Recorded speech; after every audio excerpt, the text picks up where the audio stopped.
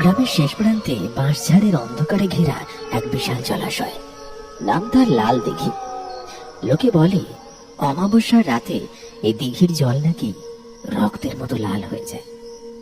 বাতাস ভারী হয়ে ওঠে পচা শ্যাওলা আর মরা মাছের গন্ধে।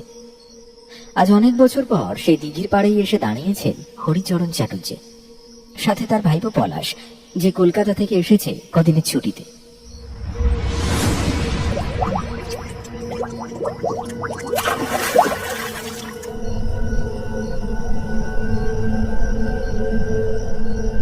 জ্যাঠামশাই, এই দিঘিটা নিয়ে গ্রামের লোক এত ভয় পায় কেন? জল তো বেশ শান্ত মনে হচ্ছে।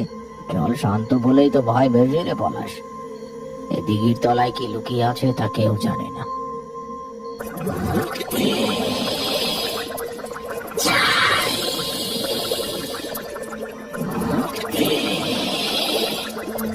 গত 3 দিনে গ্রামের দুটো তরতাজা ছেলে উধাও হয়ে গেছে। শেষবার তাদের এই দিঘির পাড়েই দেখা গিয়েছিল। উধাও মানে ডুবে গেছে? না, ডুবলে তো লাশ ভেসে উঠতো। এরা ভাসেও নি, ডুবেও নি, যেন জল হাওয়ায় মিলিয়ে গেছে। আর চাটুর্য মশাই, ও চাটুর্য মশাই, চাটুর্য মশাই, ও চাটুর্য মশাই, সর্বনাশ হয়ে গেছে গো, সর্বনাশ হয়ে গেছে। কি হলো রে রত, আমার ভূত দেখার মতো দৌড়চ্ছিস কেন? ভূত তো নয় মশাই, তার চেয়েও খারাপ কিছু। আমার নৌকোটাকে টেনে নিয়ে গেল।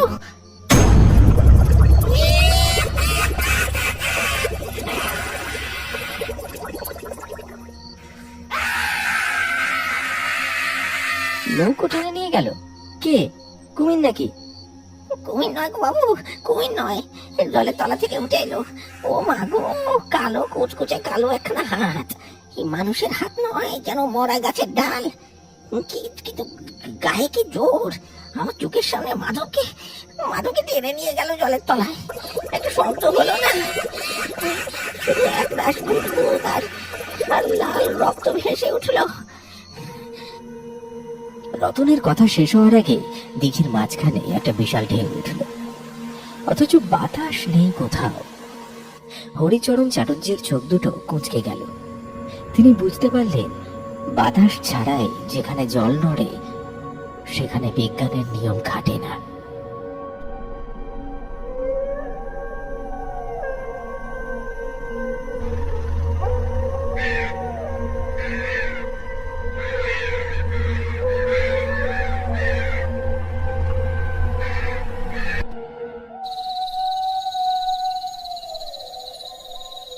সন্ধ্যা নেমেছে ঘন হয়ে।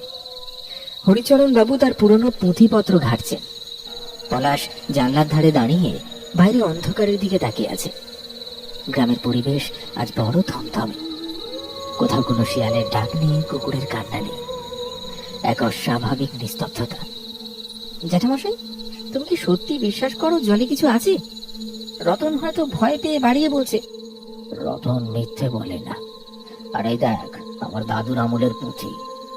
এখানে লেখা আছে, আজ থেকে 100 বছর আগে এক তান্ত্রিক এসে ওই দিঘির পাড়ে আস্তানা গেড়েছিল।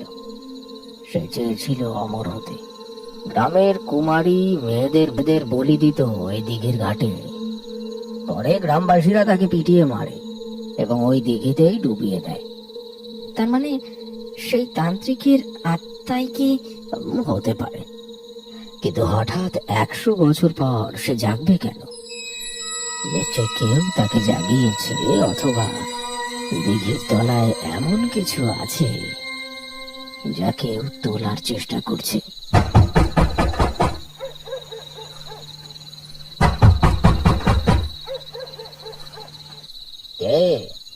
ভেতরে এসো।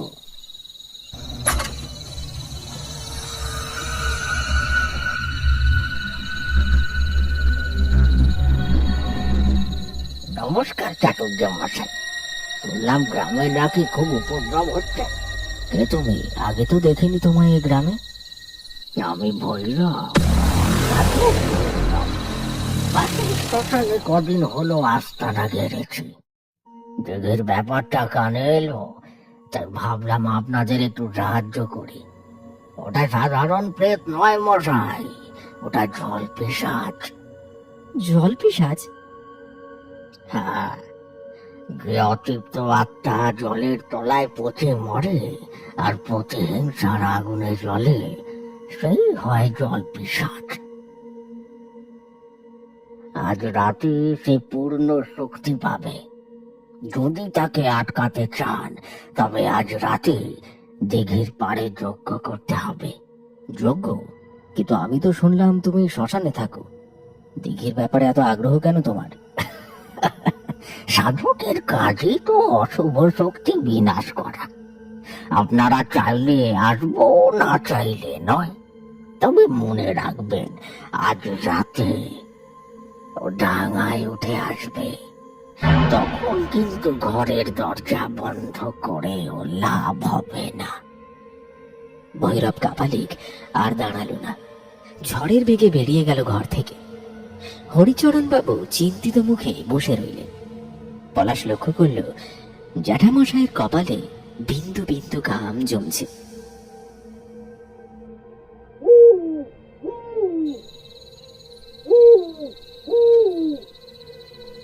মুক্তি,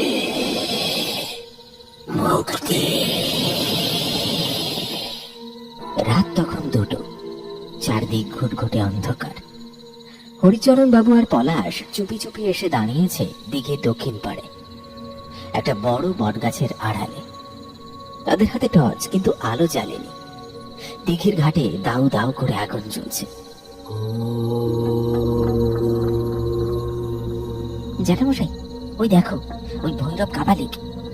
চুপ কর, একদম শব্দ করবি না, ভালো করে লক্ষ্য কর ও কি করছে। ভৈরব কাপালিক দিঘির ঘাটে বসে মন্ত্র পড়ছে, কিন্তু সে মন্ত্র কোনো শান্তির মন্ত্র নয়। তার গলার স্বর ক্রমশ চড়ছে, যেন কাউকে আহ্বান করছে। আগুনের শিখাগুলো অদ্ভুত ভাবে নীলচে হয়ে যাচ্ছে।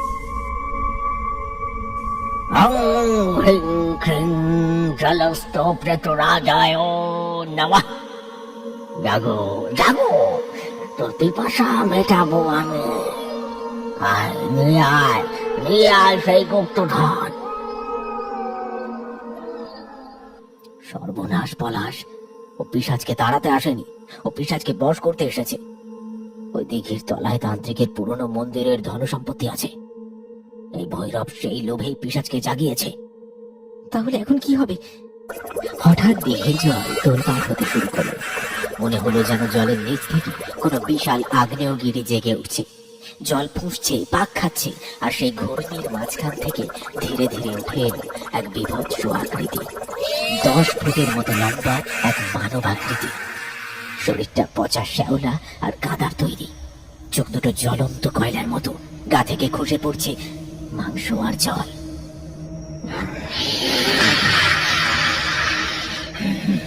মাংস, মাংস চাই, রক্ত চাই। হ্যাঁ, পাবি পাবি, রক্ত পাবি, কিন্তু আগে সেই সিন্দুকটা তুলে দে, দে আমার হাতে দে। পিশাচটা জলের উপর হেঁটে আসতে লাগলো ঘাটের দিকে। তার ভারী পায়ের চাপে জল ছিটকে উঠছে, কিন্তু ভৈরবের আদেশের তোয়াক্কা না করে সে সোজা ভৈরবের দিকে হাত বাড়ালো।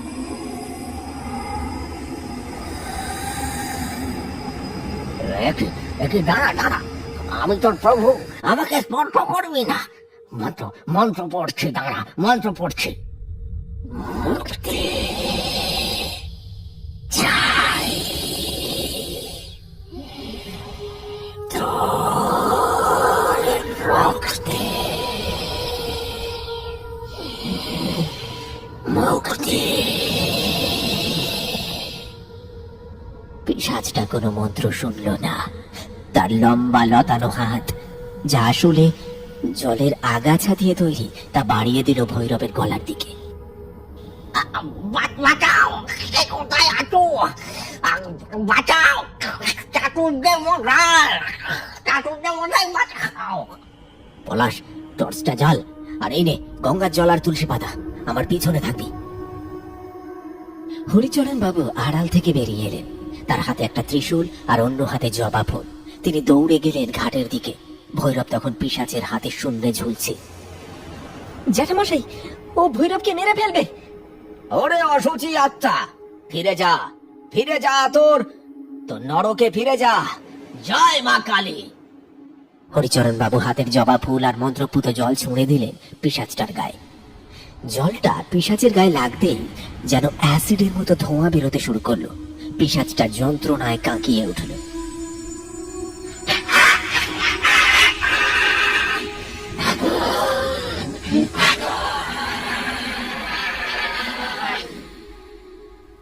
যন্ত্রণায় ছটফট করতে করতে পিশাচটা ভৈরবকে ছুঁড়ে ফেলে দিল দিঘির জলে।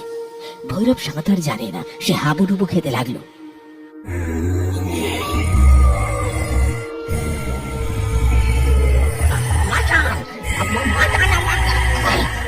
আমাকে টেনে নিয়ে যাচ্ছে। পিশাচটা এবার ঘুরে তাকালো হরিচরণ আর পলাশের দিকে। তার জ্বলন্ত চোখ দিয়ে যেন আগুন বেরোচ্ছে। সে ধীরে ধীরে এগিয়ে আসতে লাগলো তাদের দিকে। হরিচরণ বাবু এক পাও নড়লেন না।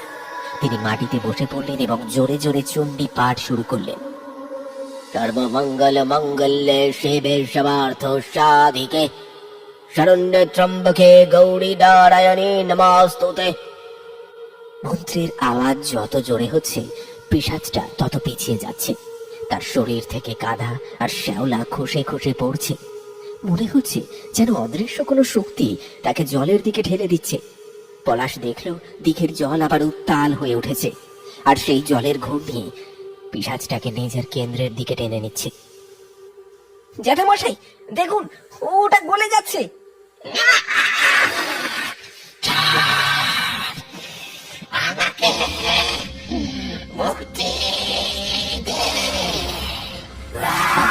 আর্তনাদ করে পিশাচটা আবার জলের তলায় তলিয়ে গেল। সাথে সাথে দিঘির জল শান্ত হয়ে গেল। শুধু ভৈরব কাপালিকের কোনো চিহ্ন আর পাওয়া গেল না। সেও তার লোভের সাথে তলিয়ে গেল অতল গভীর।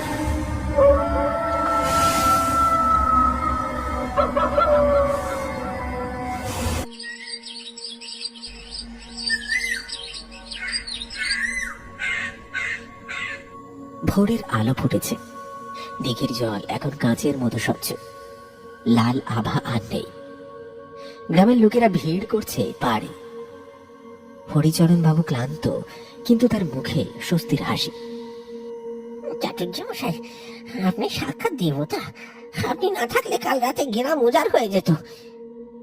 আমি আর কেউ নই রে রতন। পাপের ফল পাপীকেই ভোগ করতে হয়। ভৈরব লোভ করেছিল, তাই তাকেই প্রাণ দিতে হলো। পিশাচটা আসলে ওই তান্ত্রিকের অভিশাপ ছিল। ভৈরবের রক্তে সেই অভিশাপের সমাপ্তি ঘটল। কিন্তু জ্যাঠামশাই, ওই ভৈরব লোকটা আসলে কে ছিল? পরে তার ঝোলা থেকে কিছু পুরনো দলিল পেয়েছি। ও আসলে ডাকাত দলের সর্দার ছিল, সাধুর ছদ্মবেশে ঘুরত। জানতো এখানে গুপ্তধন আছে, কিন্তু জানতো না কিছু ধন থাকে যার পাহারাদার স্বয়ং যমরাজ। পলাশ দিঘির দিকে তাকালো। ভোরের বাতাসে দিঘির জল ঝিলমিল করছে, কিন্তু পলাশের মনে হলো জলের খুব গভীরে অন্ধকারের মধ্যে যেন দুটো লাল চোখ এখনো তাকিয়ে আছে, অপেক্ষায় আছে পরবর্তী কোনো লোভী মানুষের। চলো জ্যাঠামশাই, বাড়ি ফিরি। এই দিঘির দিকে তাকালে এখনো আমার গা ছমছম করছে। চল, কিছু রহস্যই থাকা ভালো। তারা দুজনে ধীর পায়ে গ্রামের পথ ধরল। পেছনে পড়ে রইল লাল দিঘি, তার বুকে হাজার বছরের রহস্য লুকিয়ে। আবার শান্ত হয়ে ঘুমিয়ে পড়ল। কিন্তু কে জানে এ ঘুম কবে ভাঙবে।